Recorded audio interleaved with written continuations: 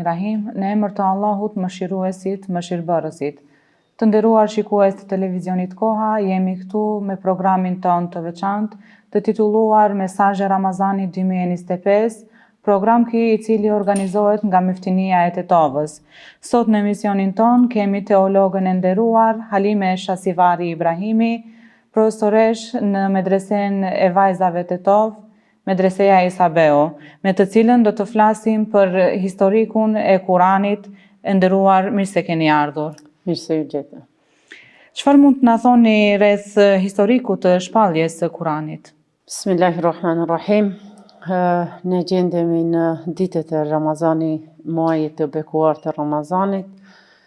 muaji i agjerimit, siç është i njohur, muaji i Kuranit. Dhe ky muaj, si gjithmonë, na sjell shumë begati dhe e shfrytëzoj këtë moment besimtarët të i përshëndes anë mban botës kudo që ndodhen, me lutje Allahut fuqiplot që këto ditë që i kalojmë në ibadet, Allahu të na i mundsoj, të na i pranoj dhe të jenë të begatshme për ne,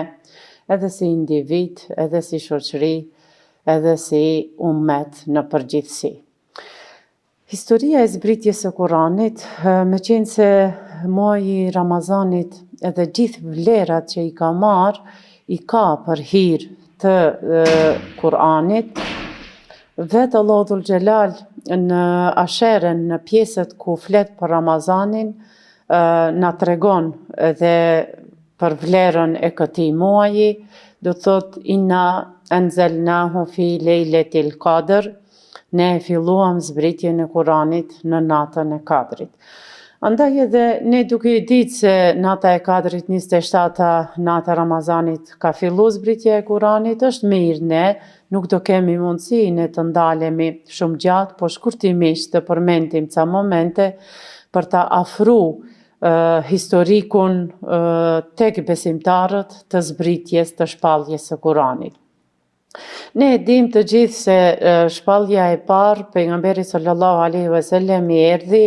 në shpellën Hira, në kodrën Xhebeli Nur. Është një kodër që ndodhet diku 8 kilometra prej Qabes së ndershme, prej Haremi Sherifit, ku pejgamberi alayhis salam e kishte traditë edhe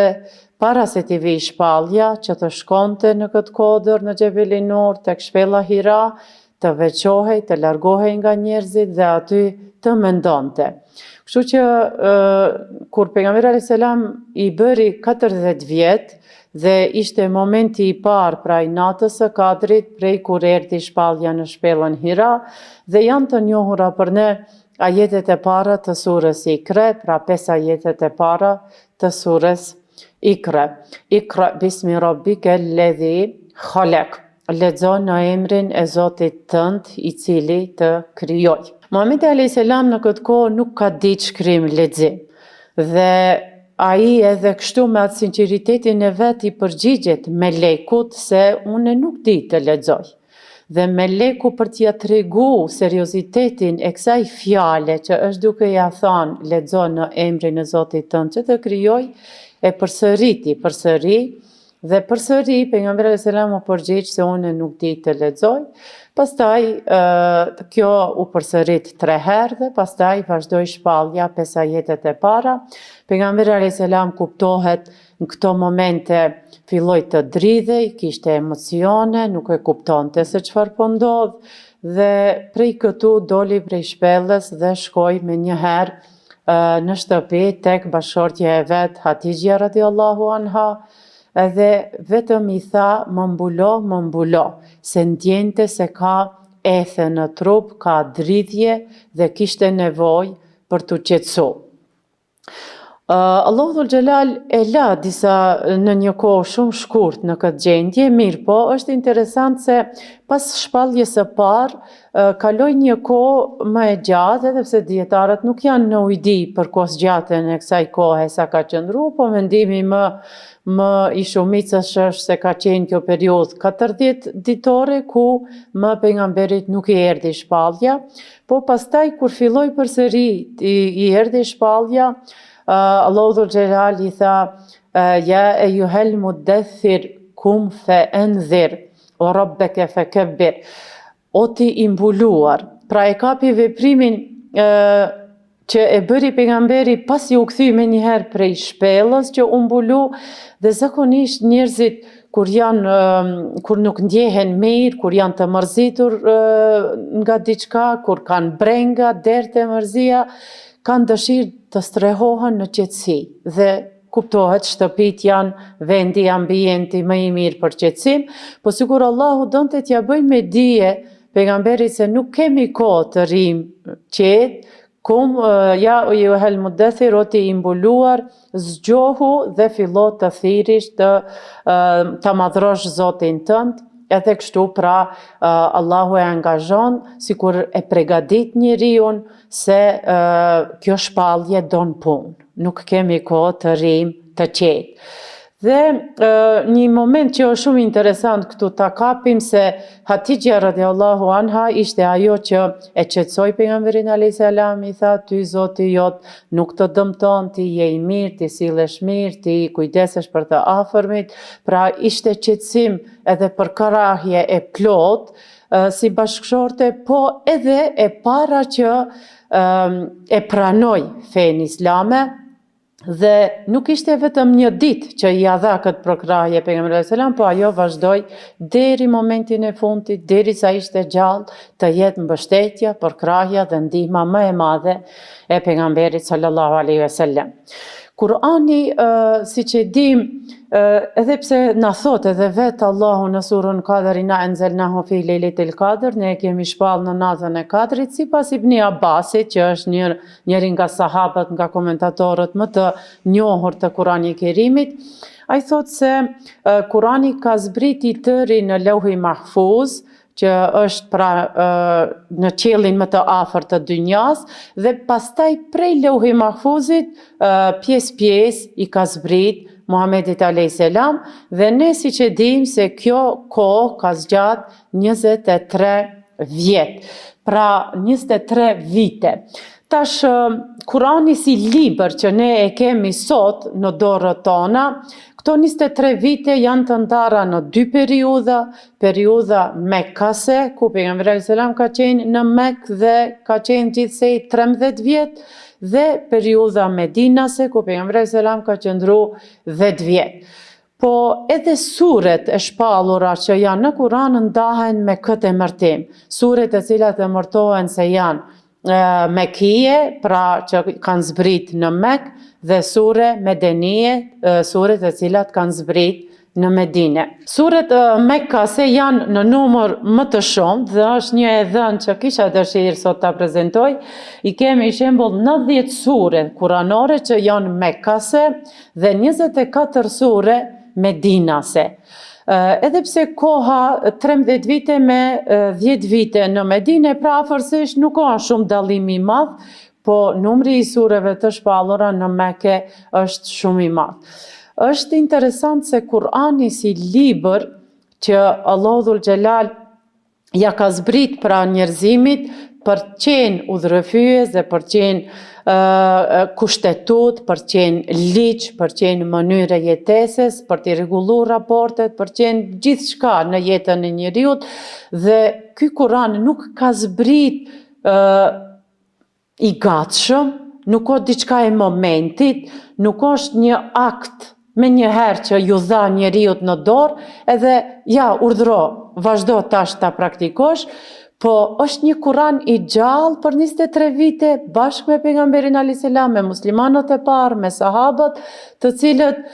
kohë pas kohe, sipas ngjarjeve, sipas çështjeve që paraqiteshin, ka edhe shkaqe të cilat kanë zbrit, dhe mund të themi se është shumë interesant se Kur'ani si libër jetohet me pejgamberin, pra pejgamberi e jeton bashkë me sahabët dhe muslimanët e parë, andaj edhe sahabët, muslimanët e parë, pra si muhaxhirët, po ashtu edhe ensarët, i kanë edhe meritat e mëdha edhe të shumta, se ato janë të parët që sakrifikuan shumë nga jeta e tyre për ta kumtu Kur'anin, për ta jetu Kur'anin, për ta mësu Kur'anin. Tash, ne i kthehemi fjalës së parë në shpellë, ikre. lexo. Dhe sot, përkundër asaj që ne jetojmë në një kohë të teknologjisë shumë të zhvilluar, më duket se ne merremi me gjithçka më shumë se me lexim. Dhe kjo është ajo freskia të cilën Ramazani e sjell për çdo vit, dhe sikundër Allahu nuk na lën që ne të humbemi, të largohemi dhe përsëri na thot, ja erdhi nata e Kadrit, erdhi Ramazani, erdhi momenti i zbritjes Kurani, dhe Kurani secilin Ramazan që na vije dhe ne, elhamdulillah që na mundson Allahu ta jetojmë këtë Ramazan, na vije sikurse na shpallet neve tash. Se ai Gjibril a.s. meleku i asolli pejgamberi e jetoi me sahabët dhe e kryti misionin, po ne e kemi Kuranin edhe sunetin e pejgamberit, dhe secili Ramazan që vije, neve si brez, si gjenerat që i jetojmë këto koha, sikur me u shpall për neve, sikur me na u drejtu neve. Kështu që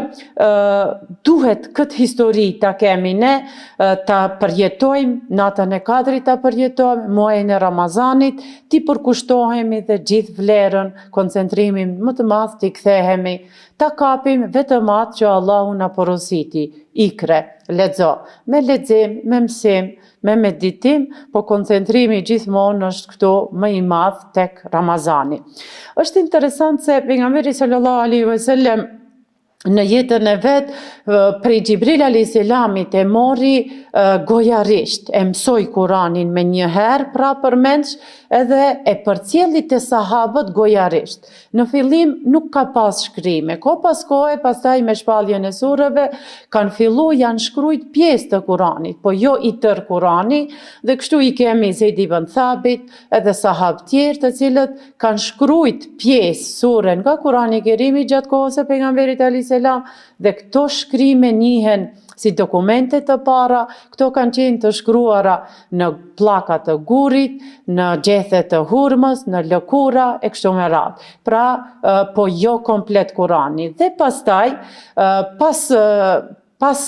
pejgamberit sallallahu alaihi wasallam, siç e dim, vije halifi i parë i besimtarëve Ebu Bekri, dhe në këtë kohë, gjatë sundimit të Ebu Bekrit, ndodh një betejë, që ka qenë beteja e Jemames, dhe këtu vdes një numër i madh i sahabëve që ishin hafizul Kur'an, që e dinin tër Kur'anin përmendsh, dhe kjo filloi t'i mërzis muslimanët se mos vallë do të ndodhë që do të ketë shumë pak njerëz të cilët pra e din Kur'anin, dhe filloi Ebu Bekri bashkë me Omerin radiallahu anhu u këshilluan dhe vendosën të fillojnë të bojnë Kuranin, kështu që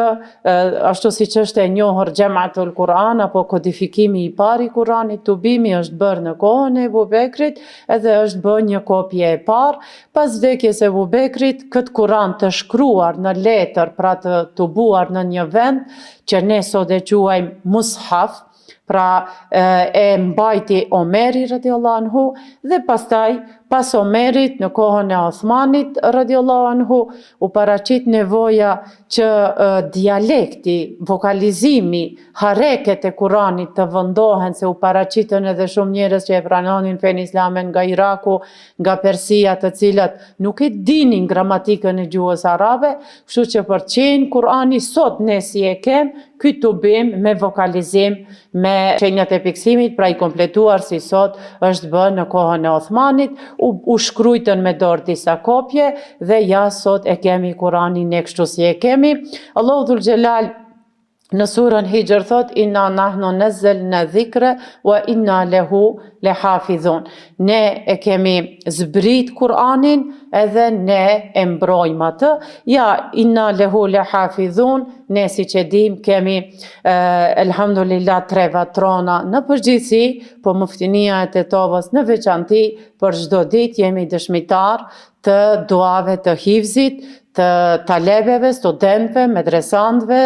nxënësve të ri, të cilët e marrin këtë hap, e mësojnë Kuranin përmendsh, dhe kjo na gëzon shumë edhe si profesor, po edhe si besimtar, edhe si hoxhallar, si muftini, të gjithë jemi krenar që jemi në ndjekje të sunetit të pastër, ashtu siç vepronin sahabët në kohën e pejgamberit bashkë me Muhammedin a.s.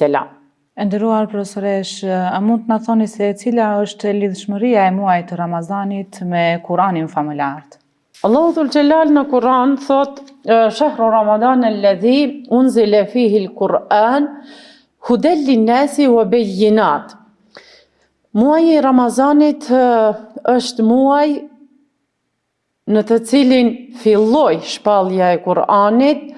dhe e kemi këtu vetë përgjigjen hudan lin-nas, i cili pra Kur'ani për njerëzit është udhërrëfyes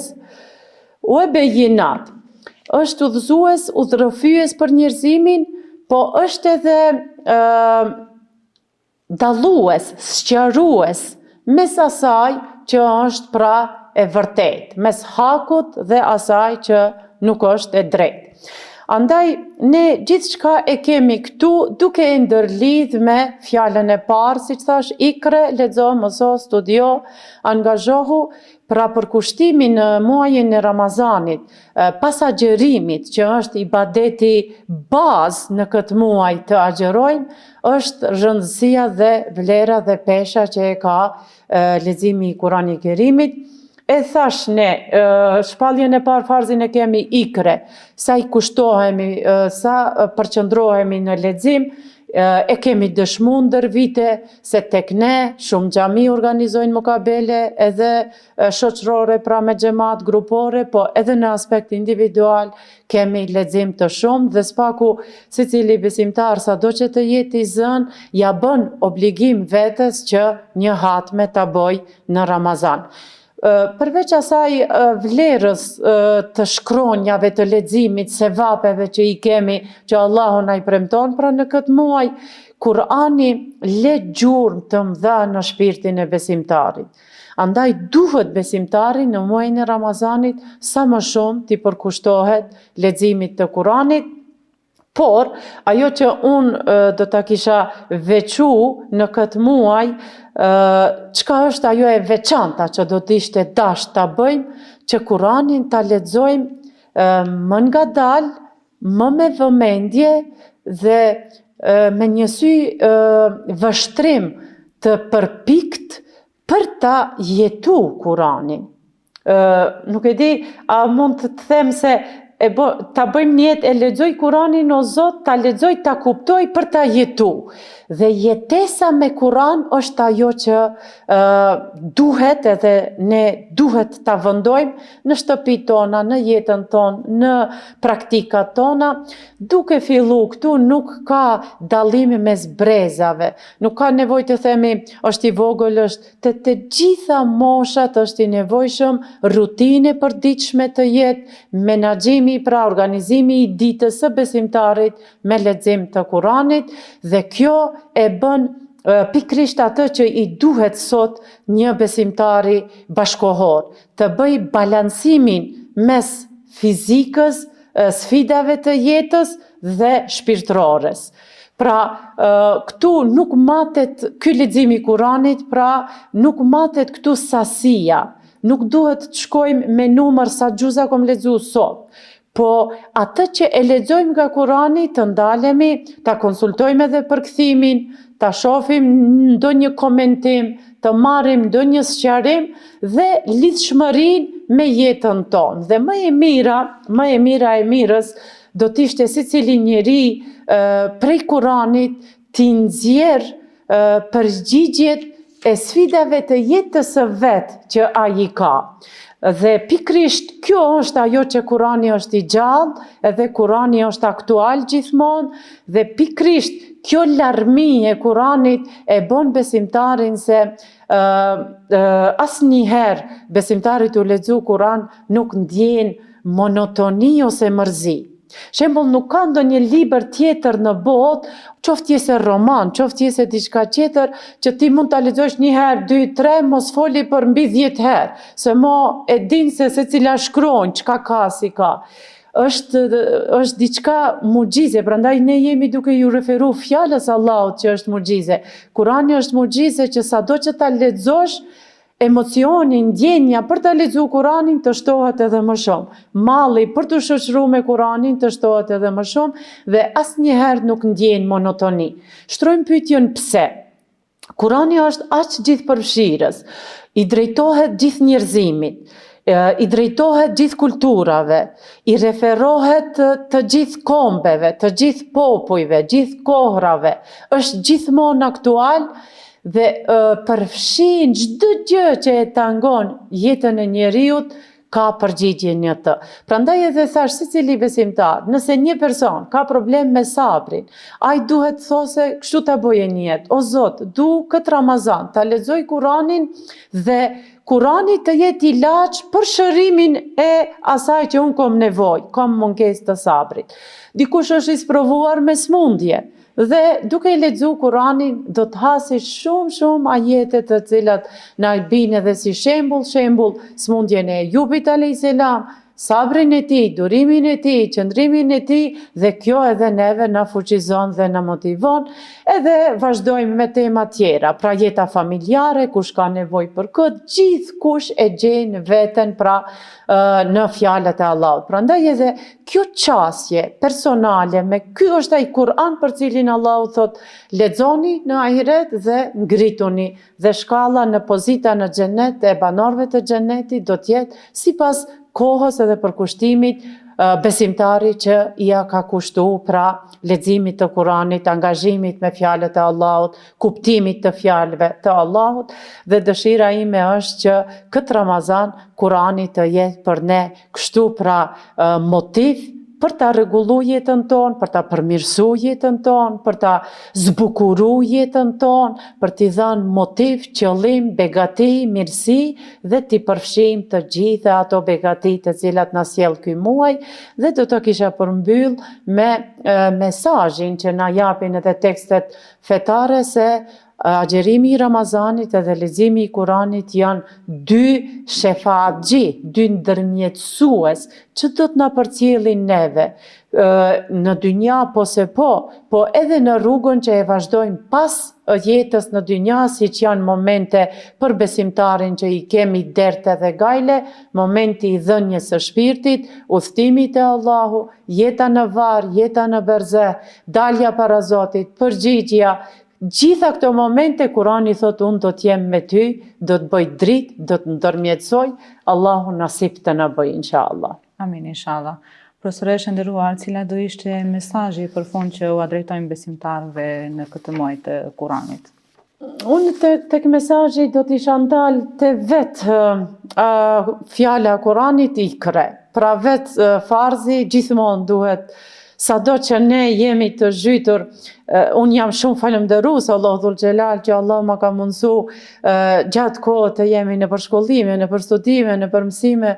të teksteve të Kuranit, të gjuhës arabe, të literaturës islame, po përsëri asnjëherë nuk mund të themi se i kemi përfundu. Dijet e Kuranit, Kurani mugjizë është deti i thellë, leximi pra zhytja në këshillat kuranore është shumë e nevojshme, andaj do të kisha thënë se mesazhi t'i kthehemi fjalës Kuranit ikre, prap të vazhdojmë me ikre. Po, si mesazhe të formës së këshillës, do të kisha thënë,